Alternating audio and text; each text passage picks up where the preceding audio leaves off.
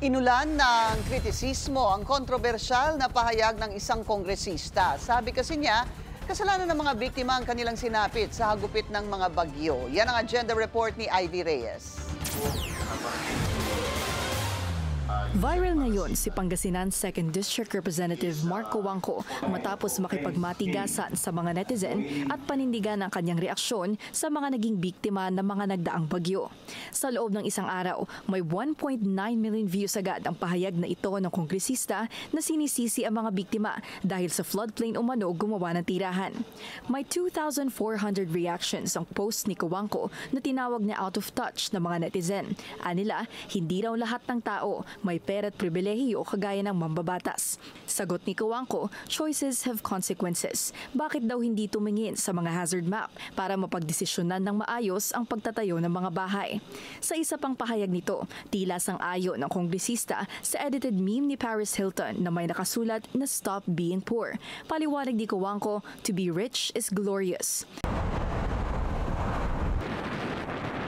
Sa paglandfall ng bagyong Uwan kahapon, nanawagan pa si Cojuangco sa kanyang official social media page na mag-evacuate na ang mga residente ng kanilang distrito matapos itaas ang signal number 4 sa kanila.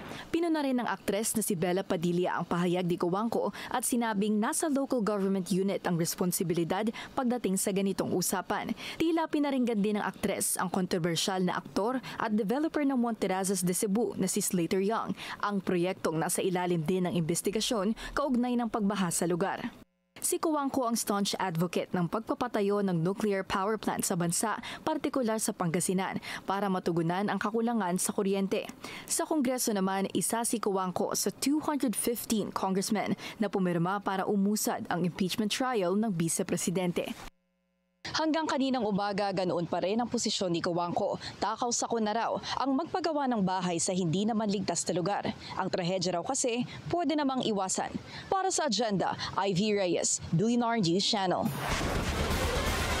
Mariin namang itinanggi ni Pangasinan Congressman Mark Cojuangco na sinisisi niya ang mga biktima ng bagyo.